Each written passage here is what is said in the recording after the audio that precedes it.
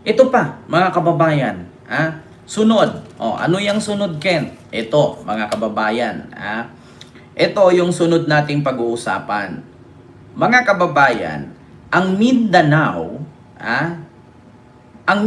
mga kababayan, ihihiwalay daw ng mga ng mga DDS. Ala ka, Diyos ko. At dalhin nila, mga kababayan, ito magulat kayo nito, dalhin nila sa United Nation or sa UN. Naku, mga kababayan, ito mga kababayan, itong mga DDS nagawa ng kabubuhan. Ito. Sa totoo lang, mga kababayan, itong mga DDS, gusto nga nilang ihiwalay ang Mindanao. Meron daw paraan para mahiwalay ang Mindanao sa Visayas at Luzon, dalhin daw nila ito, mga kababayan, sa United Nation. Ito po, mga kababayan, ayan ayan daw po ang watawat ng Republic of Mindanao. Mga kababayan, yan daw ang gagawin nilang flag pag nahiwalay na ang Mindanao sa Luzon. Ayan, ito na mga kababayan. Resolusyon para maihiwalay ang Mindanao, ihahain sa Council ng United Nation. Naku po, Diyos mio marimar, ito na. Sino kayang masusunod dito? Di ba ang presidente lang din naman ng Pilipinas? Alam nyo, mga DDS, huwag po kayo managinip ng dilat ang mata, uy. Sabi ko nga sa inyo, kung gutom kayo, ikain nyo.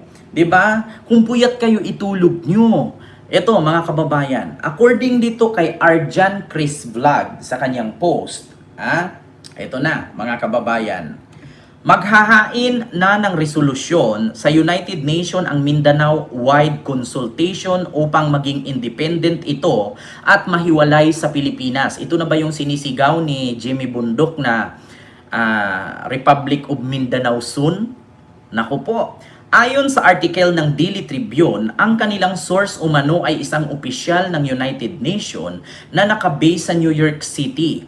Kailangan lamang daw ng resolusyon na ito ng endorsement ng isang member country para masimulan ang decolonization process.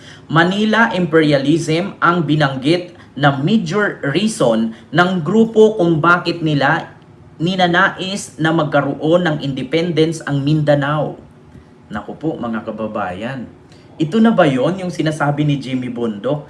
Flag of the Federal Republic of Mindanao 1986. Ito ang kanilang ipinakita, mga kababayan. Yan daw po ang flag, Federal Republic of Mindanao noong 1986. Ang source nila is Daily Tribune. Ayan po, nakalagay. Naku po. So ngayon, mga kababayan, kung meron mang magpasa ng resolusyon para ihiwalay ang Mindanao at ihahain sa Council ng United Nations ito para ang Mindanao ay manatili ng Federal Republic at magiging independent na ito at hindi na ito sakop ng Luzon at Visayas, or ang Visayas at Mindanao ay ipagsama nila, mga kababayan, kasi nakalagay dito Mindanao at Palawan Oo, ito flag daw ito, mga kababayan. Mindanao tapos Palawan. So ang Visayas at Luzon nandito, hindi kasali. So ngayon, mga kababayan, ang tanong ko lang, sino po ba ang kakatawan nito at sino po bang pipirma para maihiwalay ang Mindanao sa Luzon at sa Visayas? Di ba ang Pangulo pa din? Ngayon, mga kababayan, ito wala naman akong problema kung ihiwalay ang Mindanao sa Pilipinas at magiging Republic of Mindanao ito. Pero mga kababayan, isa lang ang masasabi ko. Ngayon nga na ang Mindanao ay sakupan ng Pilipinas, anong nangyari? So paano pa pagtanggalin pa ang Luzon at Visayas dyan? At isulo na lang ang Mindanao? So kapag may pumasok dyan na ISIS, sino na lang ang magtatanggol? Kapag may pumasok dyan na mga terorista, sino na lang ang susugpo? Kung ngayon ang Mindanao ay ihiwalay ninyo sa Luzon at sa Visayas, at magkaroon ng pinuno dyan na si Sara Duterte or ang mga Duterte, imagine ninyong mabuti, oy. Sa ngayon nga na si Sara Duterte nasa power at ang mga kapatid niya, wala nga silang kwenta. Paano pa pag sila pa ang namuno dyan? Sabi nga ni Trillanes, ang mga Duterte, ang habol daw nila is power or posisyon. Hindi governance. So paano pa mangyari dyan? Do you think papayag ang mga Muslim? Ako wala naman akong pakialam kung ihiwalay ang Mindanao sa Visayas at Luzon. Pero, panindigan nyo yan. Diba? Kasi sa totoo lang mga kababayan, kapag nasa ibang bansa kayo, ang laging nasa laman ng isip ng mga ng turista, no, ng mga dayuhan, Manila. Hindi po Mindanao. Bakit kadalasan ng mga dayuhan ayaw sa Mindanao? Because of terrorist. Magiging kawawa ang Mindanao. Tandaan ninyo yan, mga kababayan. Kadalasan kapag may turista or mga dayuhan na gustong bumisita sa Pilipinas, ang kadalasang nasa isip, Cebu or Manila. Wala po talagang Mindanao. Bakit? Ang Mindanao kasi kinakatakutan. Bakit? Kasi kapag may dayuhan na pumunta sa Mindanao, hinuhostage, niraransam, pinapatay. So mas lalo pong maiiwan ang Mindanao. Nakita nyo naman po, ngayon nga na malaya tayo, may pinuno tayo sa Mindanao, may mga kongresista tayo dyan, may mga mayors, may mga governors, mga barangay officials, local government. Kita nyo naman ang Mindanao, walang improvement, walang kaunlaran, nananatiling Mindanao pa rin. Tapos ihiwalay nyo pa? Saan kayo pulutin? Aanhin nyo yung malatuni-tuniladang planta ng gas dyan sa Maguindanao. Aanhin nyo yung tuni-tuniladang ginto ang makukuha nyo dyan sa Mindanao. Kung hindi naman kayang suportahan ng government dyan, kasi kailangan pa ng dayuhang mamumuhunan para makukutkot yan. Ito sa totoo lang mga kababayan, ang Mindanao, maraming gold at langis dyan. Totoo yan, hindi natin maitanggi. Kasi ako po'y taga Mindanao. Ang Mindanao po ay maraming mineralis dyan. Merong gold, merong gas, merong gasoline. Kasi ang Mindanao, Palawan, malapit sa Brunei. Magkadikit lang halos yan. May mga mineralis dyan. Diba? So ngayon mga kababayan, do you think kahit sabihin yung may mga ginto dyan, may mga mineralis dyan, may langis, may ginto, may mga lamang dagat, di ba? Yung mga kopra. Kasi nandyan yung planta ng gasolina, planta ng oil, di ba? Planta ng oil, ginto, mga gas. Pero mga kababayan, ilang presidente na ang dumaan. Never pong napunduhan ng government yan. Bakit? Kasi wala tayong pera na pampundo dyan para makutkot yung gas. Di ba nakita nyo sa Jessica Soho sa Maguindanao? Magsindi ka lang, nakakaluto ka na ng kanin. Kasi minsan yung lupa nila umaapoy. Kasi may mga mineralis dyan, may mga gas, may mga ginto dyan. Marami talaga. Pero mga kababayan, paano mo makuha ang ginto at gas dyan kung walang namumuhunang dayuhan? Bakit?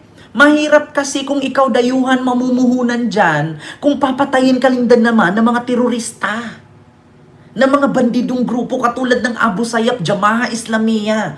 At take note, minsan, Muslim pa ang magiging kalaban mo. Magugulat ka na lang mismo na may grupo ng mga militanting grupo dyan na, or mga, tawag dito, mga armadong grupo na bigla kayong ransakin.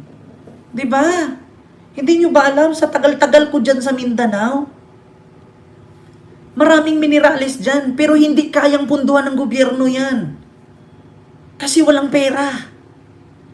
E di sana ang yaman na ng Mindanao kung kayang kutkutin ang mga mineralis dyan. Hindi kaya. Kasi walang pera. Diba? Kung ang pinaglalaban ninyo ay mayaman kayo, parang Dubai, kailan pa maging Dubai ang Mindanao kung ang mga mamumuno dyan ay mga kurap? 'Di ba? Hindi magiging Dubai ang Mindanao. Yan naman kasi ang habol naman taga Mindanao. Gawing Dubai.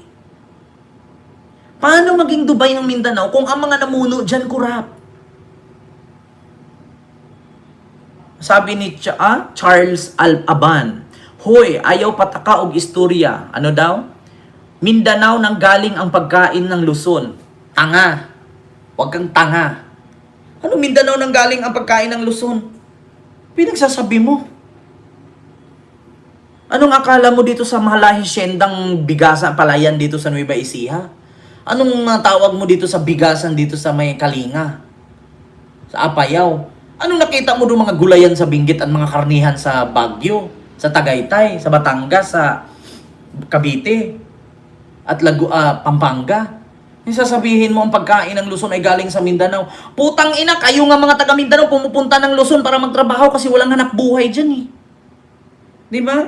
Pasagad, ikaw yung nagpataka ng yawit-yawit diha. Ayog, pasagad og istorya, oy, mag-research ka, para kang sisas. Yan, yung kasama ni Maharlika. Lahat daw ng pagkain galing sa Mindanao. Putang ina nyo, di sana kung ang lahat ng pagkain galing sa Mindanao, walang taga Mindanao na pumunta ng Luzon para maghanap buhay. Kasi walang mga trabaho dyan. Putang ina, pakabobo, tanga-tanga. Ito ipakita ko sa'yo. Sabihin mo lahat ng pagkain ng Luzon ay galing sa Mindanao. Tanga. Ito isaksak mo sa baga mo. Animal kang kabubuhan mo. Wag mo nga. Mag-research ka, Aban. Putang ina mo. Pinagluloko mo yung sarili mo. Huwag mo ginagago yung kapwa mo DDS, galing sa Mindanao ang pagkain ng Luzon. Ko ipakita ko sa'yo ito, Ito, magulat ka dito. Nganganga ka ngayon, animal ka. Pinagkakalat mo yung kabubuhan mong hayop ka. Huwag maging tanga, Tanga ka na nga, itatanga mo pa yung sarili mo. Ito, pakita ko sa'yo. Huwag kang gumaya kay Sas, Ayan, si Sas, Motherland. Huwag kang gumaya kay Sas. Kita mo? Pagkain sa Mindanao yan, Pagkain. Ito, Cagayan. Cagayan, metric tons o bigas, 895,000 metric tons. Isabela, 1,1.2 metric tons. Pangasinan, 1.1 metric tons. Nueva Ecija, 1.9 metric tons. Tarlac, 638,000 metric tons. Camarines Sur, 583,000 metric tons. Iloilo, 846,000. Leyte, 502,000 metric tons. Negros, 478 metric tons. Ito, Cotabato, 530,000 metric tons. Asaan yung sinasabi mong galing sa Mindanao ang kinakain? Ayan Cotabato, 530,000 metric tons lang. Halos nandito lahat sa Luzon ang bigas ng galing. 'Di ba? Apakabobo mong tanga-tanga ka. Pareho kayo ni Sas, nagpi-feeling matalino. Anong sabi ni Sas? Kapag humiwalay talaga si Menda kay Lucy, matik yan, magugutom si Lucy. Paano maging magutom si Lucy? Sige nga. Paano magugutom si Luzon? Kung humiwalay si Mindanao, putang ina, umaasa lang kayo sa Cotabato na bigas. Kung hindi mag-produce si Negros, Iloilo at Leyte, nga kayo dyan sa Mindanao. Tang inang bobo nito. Tapos sasabihin mo, pagkain sa Mindanao ay dinadala sa Luzon, pagkain ng Luzon galing sa Mindanao. Putang ina ka. Sa Cotabato lang kayo umasa ng bigas. And the rest galing lahat sa taas yan. Di ba? Kita mo yan? Magkano lang yung metric tons nyo dyan? 530,000. Samantalang dito sa Luzon, 1, 2, 3, 4, 5, 6, 6 na mga lugar na may bigasan. Mga hasyenda ito. Sa Iloilo, 1, 2, 3, 4. 4 sila. Camarines Sur, Iloilo, Negros at Leyte. Sa Mindanao, Cotabato lang, number 8. Tapos sasabihin mo, magugutom ang Luzon? Putang ina. Ang bububo ninyo mga DDS, New Year na itigil nyo na yan. Dyan nga sa Mindanao, saan ka nakakita na may gulayan dyan? Yung bukid nun, ginawa ng tourist spot. Diba? Kita nyo yan? Apakabobo ninyo. Paano ang Davao Region, Caraga at Bukidnon? Cotabato nga lang nakalagay dito na may metric tons eh. 'Di ba? Ba't hindi mo i-search? Bakit ako utusan mo? Pinakitaan na kita, wag mo na ipaglaban. Alam niyo yung mga DDS, huwag niyo ipaglaban. Bakit? Pinaglalaban ninyo na pag ihiwalay ang Mindanao, magugutom ang Luzon. Putang ina. Itigil nyo na yan 2026 na, iiwan nyo yung kabubuhan ninyo noong 2025. Walang patutunguhan yan. Ang bububo ninyo, mga literal, mga DDS. Diba? So yun lang, mga kababayan. Yung ating live ngayon sa mga oras na ito, 1 oras na po tayo. Uy, mga DDS 2026 na. Iwan nyo yung pagiging bobo mo noong 2025. Diba? So yun lang, mga kababayan, para kang si Sas. Pinagpilitan mo na pag ihiwalay daw si Lucy, magugutom ihiwalay si Minda, magugutom si Lucy. Tapos pinuspan niya. Hindi niya iniisip na Cotabato lang ang inaasahan nila ng bigas. Diba? Diyos ko po naman. Kaya pagtigil-tigilin nyo yan. Hindi maganda yan. Itigil nyo yung mga kabugukan ninyo. Iwan nyo yung 2025, sunugin yung sarili ninyo. Para mawala yung kabubuhan ninyo. Tingnan nyo, 2026 na, kabubuhan pa rin bit-bit ninyo. Diba? So yun lang po. Mga kababayan.